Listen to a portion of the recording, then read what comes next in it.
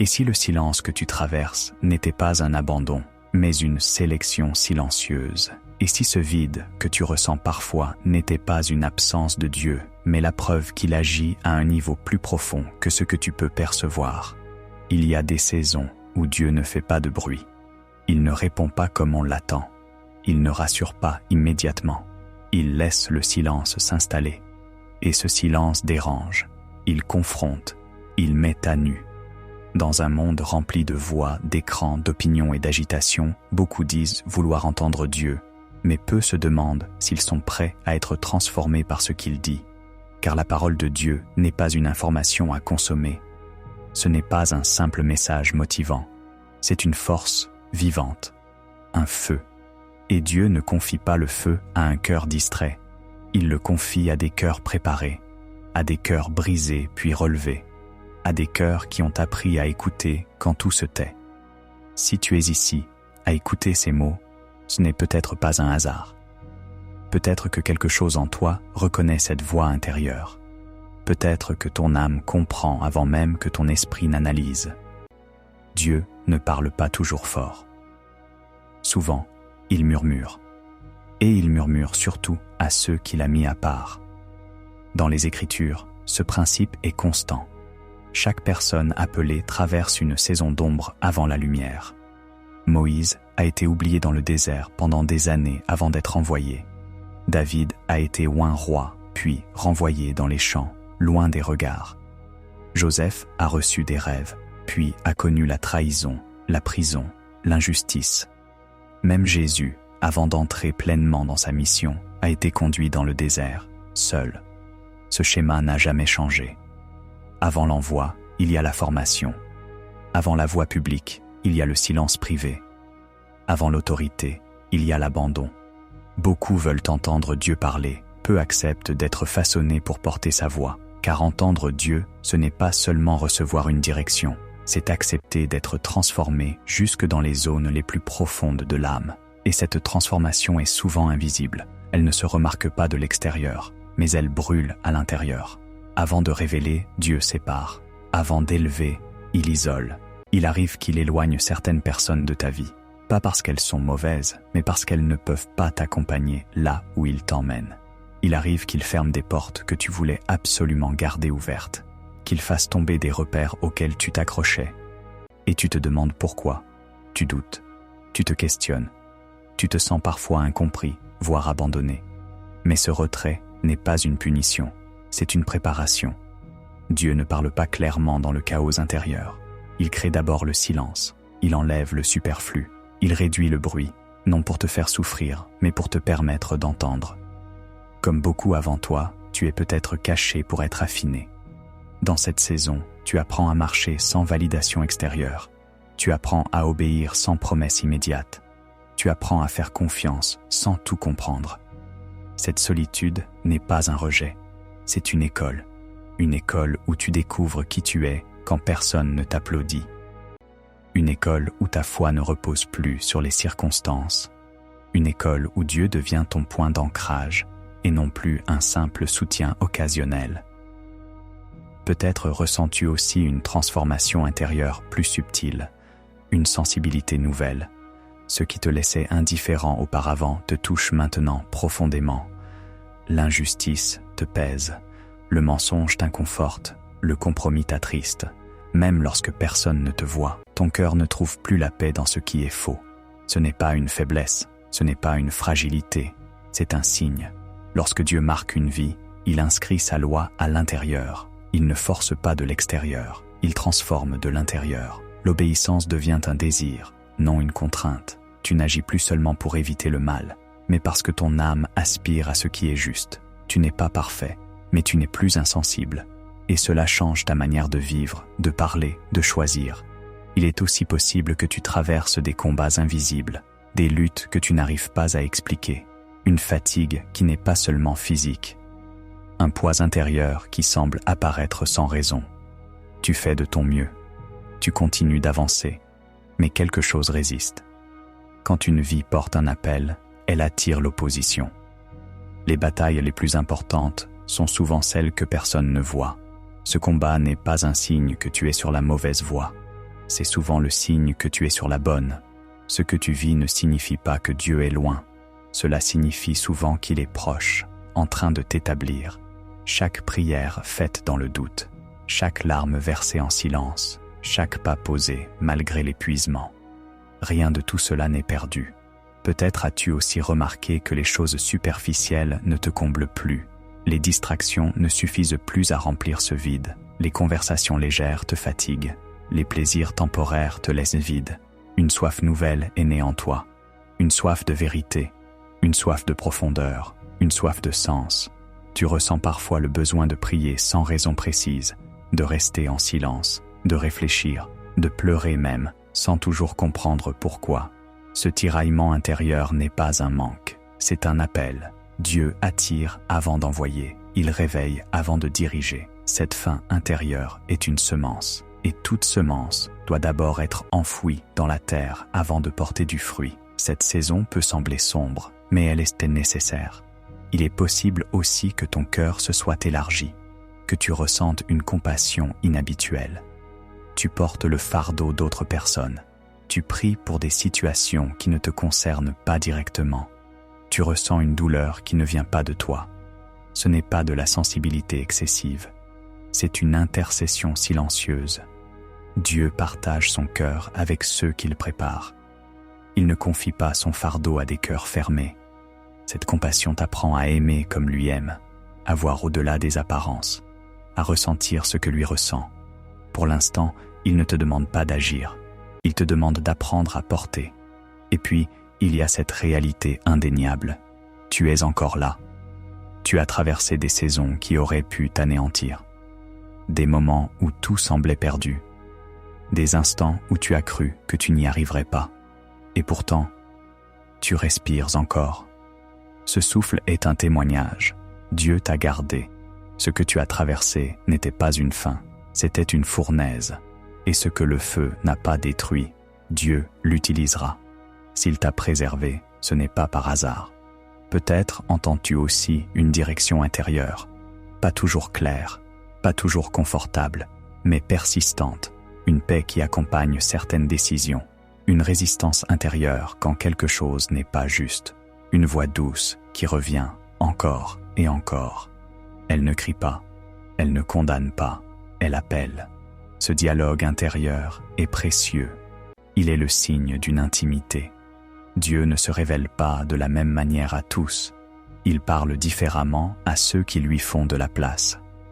Être choisi par Dieu n'est pas un privilège visible. Ce n'est pas une élévation immédiate. C'est souvent une marche solitaire, une obéissance discrète, une fidélité silencieuse. Mais cette marche transforme une vie de l'intérieur. Si tu reconnais ton parcours dans ces mots, sache-le. Tu n'as pas été oublié. Tu n'as pas été mis de côté. Tu as été mis à part. Dieu ne t'a pas éloigné pour te perdre. Il t'a isolé pour te préparer. Et cette préparation prend du temps. Elle ne suit pas ton calendrier. Elle ne respecte pas tes attentes. Elle ne correspond pas toujours à ce que tu avais imaginé. Mais elle est précise. Elle est intentionnelle. Elle est personnelle. Dieu ne forme pas deux personnes de la même manière. Il connaît ton histoire. Il connaît tes blessures. Il connaît tes forces cachées et tes faiblesses secrètes. Et il travaille en fonction de qui tu es, pas de qui tu devrais être selon les autres. Cette saison que tu traverses n'est pas un accident. Ce n'est pas un détour. C'est le chemin. Tu as peut-être l'impression d'être en retard, que les autres avancent plus vite, qu'ils obtiennent ce que tu attends encore, qu'ils vivent déjà ce que tu espères. Et cette comparaison peut devenir un poison lent qui ronge ta paix. Mais ta course n'est pas leur course. Ton temps n'est pas leur temps. Ta mission n'est pas leur mission. Dieu ne t'a pas créé pour reproduire la vie de quelqu'un d'autre. Il t'a créé pour manifester quelque chose d'unique, quelque chose que personne d'autre ne peut apporter. Et pour cela, il te prépare différemment. Ce que tu vis en ce moment forge en toi une profondeur que l'on ne peut acquérir dans la facilité. Une sagesse qui ne vient pas des livres. Une force qui ne naît pas dans le confort. Une foi qui ne se construit pas dans les applaudissements. Tu apprends à tenir quand rien ne brille. Tu apprends à croire quand rien ne bouge. Tu apprends à avancer quand rien ne rassure. Et cet apprentissage est ton trésor caché. Un jour, tu comprendras pourquoi ce chemin était nécessaire. Un jour, tu verras comment chaque larme, chaque nuit d'insomnie, chaque prière désespérée a sculpté en toi quelque chose d'indestructible. Pour l'instant, tu ne vois pas encore le tableau complet. Tu ne comprends pas encore le plan. Tu tiens juste un pinceau et Dieu peint à travers ta vie. Mais tu ne peux pas voir l'œuvre pendant qu'elle se fait. Il faut du recul pour voir la beauté. Il faut de la distance pour voir le sens. Il faut du temps pour voir la gloire. Peut-être as-tu aussi remarqué que tes prières ont changé. Avant, tu priais pour ce que tu voulais. Maintenant, tu pries pour comprendre ce que Dieu veut. Avant, tu demandais des réponses. Maintenant, tu demandes la force de tenir sans réponse. Avant, tu cherchais des solutions. Maintenant, tu cherches sa présence. Ce changement n'est pas anodin. C'est une maturation spirituelle. Tu passes de l'enfance à la maturité, de la consommation à la communion, de l'attente de bénédiction à la recherche du bénisseur lui-même. Et ce passage est douloureux, parce qu'il exige de lâcher prise, de renoncer à ton contrôle, de mourir à tes propres plans pour laisser place aux siens. Mais c'est dans cette mort que naît la vraie vie. Jésus l'a dit lui-même. Si le grain ne tombe pas en terre et ne meurt pas, il reste seul. Mais s'il meurt, il porte beaucoup de fruits. Ta saison actuelle ressemble à cette chute, à cet enfouissement, à cette obscurité. Tu ne vois pas ce qui se passe sous la surface, mais quelque chose est en train de germer, quelque chose que tu ne pourrais pas produire par tes propres efforts, quelque chose qui dépasse tes capacités naturelles, quelque chose qui vient de Dieu et qui portera sa marque. Il est possible aussi que tu aies traversé des déceptions profondes, des promesses non tenues, des attentes brisées, des rêves qui se sont effondrés, et tu t'es demandé si Dieu était vraiment bon, si sa parole était vraiment fiable, si ton espérance était vraiment fondée. Ces questions ne sont pas un péché, elles sont humaines. Même les plus grands hommes et femmes de foi ont douté. Ils ont crié leur incompréhension. Ils ont exprimé leur confusion. Ils ont posé leurs questions à Dieu sans détour. Et Dieu ne les a pas rejetés. Il les a entendus. Il a honoré leur honnêteté. Car Dieu préfère la vérité rugueuse au mensonge poli. Il préfère ton cri authentique à ta louange forcée. Il préfère ta colère sincère à ton silence hypocrite. Tu peux venir devant lui tel que tu es, avec tes doutes, avec tes peurs, avec tes blessures. Tu n'as pas besoin de te composer un visage. Tu n'as pas besoin de porter un masque. Il voit déjà ce que tu caches, et il t'aime quand même. Cette vérité est difficile à saisir pour beaucoup, parce qu'on nous a souvent enseigné un Dieu conditionnel. Un Dieu qui aime quand on est bon, qui bénit quand on mérite, qui approuve quand on est parfait. Mais ce n'est pas le Dieu des Écritures. Le Dieu des Écritures aime d'abord. Il appelle d'abord. Il pardonne d'abord. Il poursuit d'abord. Son amour n'est pas une récompense que tu gagnes. C'est un fondement sur lequel tu te tiens, et c'est cet amour qui te porte en ce moment même quand tu ne le sens pas, même quand tu ne le vois pas, même quand tu en doutes. Il est là, il ne t'a pas lâché, il ne te lâchera jamais. Peut-être traverses-tu aussi une saison de redéfinition, où tout ce que tu pensais savoir est remis en question, où tes certitudes vacillent, où tes convictions sont ébranlées. Ce n'est pas une perte de foi, c'est une purification de foi. Dieu retire les fondations fragiles pour établir des fondations solides. Il enlève les croyances héritées pour te laisser découvrir les siennes. Il détruit les images faussées pour te révéler qui il est vraiment. Ce processus est déstabilisant parce que tu perds tes repères familiers. Tu ne peux plus t'appuyer sur ce que tu as toujours cru. Tu dois tout remettre sur l'autel et demander à Dieu ce qui est vrai. Mais de cette déconstruction naîtra une foi authentique, une foi qui t'appartient vraiment, une foi qui ne s'effondrera pas au premier vent contraire, une foi ancrée dans l'expérience et non seulement dans la tradition.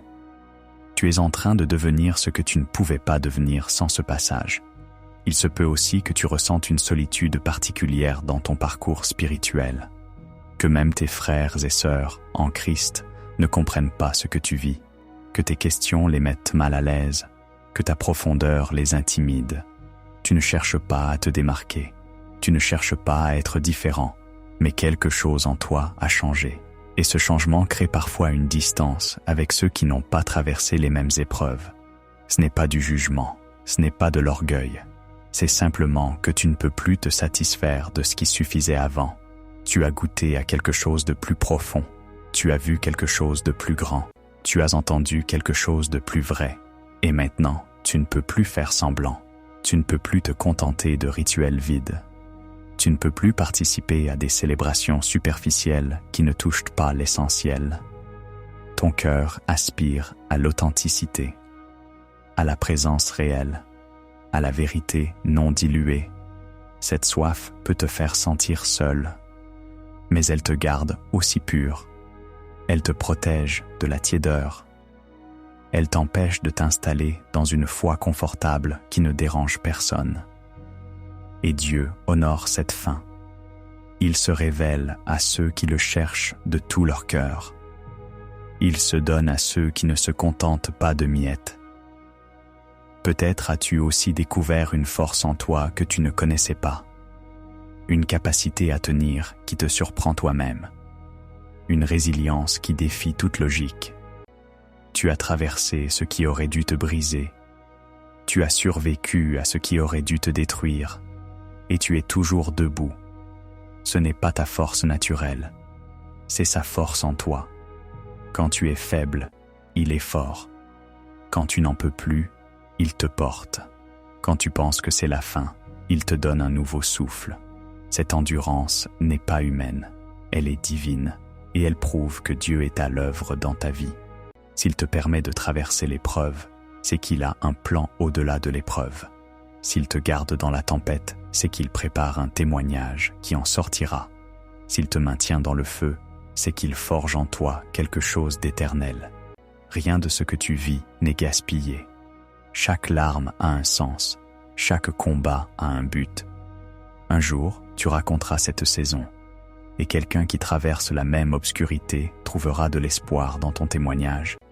Quelqu'un qui pense abandonner trouvera la force de continuer en t'écoutant. Quelqu'un qui se croit seul découvrira qu'il ne l'est pas.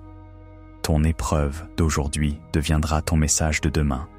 Ta douleur d'aujourd'hui deviendra ta compassion de demain.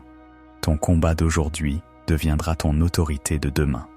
Mais pour l'instant, Dieu te demande simplement de tenir, de continuer à respirer, de continuer à croire, de continuer à prier, même faiblement, même doucement, même avec des mots qui ne viennent plus. Ta présence devant lui suffit, ton cœur ouvert suffit, ta disponibilité suffit. Et aujourd'hui, il ne te demande pas d'avoir toutes les réponses. Il ne te demande pas d'être fort. Il ne te demande pas d'être parfait. Il attend simplement que tu dises oui, même doucement, même avec des doutes, même avec des peurs. Car ce n'est pas la capacité qui attire Dieu, c'est la disponibilité. Et si ton cœur est encore sensible, si ta conscience est encore éveillée, si ton âme cherche encore, alors l'appel est déjà là. Il ne s'est jamais éloigné. Il n'a jamais cessé de résonner. Il attend simplement ta réponse. Et cette réponse ne doit pas être parfaite. Elle doit juste être honnête. Elle doit juste être vraie. Elle doit juste venir de ce lieu profond en toi où Dieu habite déjà. Dis oui avec ce que tu as. Dis oui avec ce que tu es. Dis oui avec ce que tu deviens. Et laisse Dieu faire le reste, car il est fidèle. Celui qui a commencé cette œuvre en toi l'amènera à son accomplissement. Pas selon ton calendrier, pas selon tes attentes, mais selon son plan parfait. Fais-lui confiance, même quand tu ne vois pas, même quand tu ne comprends pas, même quand tu ne sens rien. La foi n'est pas l'absence de doute. La foi, c'est avancer malgré le doute. Et chaque pas que tu poses dans cette saison incertaine est un acte de foi monumental. Chaque matin où tu te lèves malgré la fatigue, chaque prière que tu murmures malgré le silence, chaque choix que tu fais pour rester fidèle malgré la tentation d'abandonner. Tout cela compte, tout cela est vu, tout cela est honoré. Tu n'es pas invisible, tu n'es pas oublié, tu es précieux aux yeux de celui qui t'a créé, et il prépare pour toi des choses que tu ne peux même pas imaginer.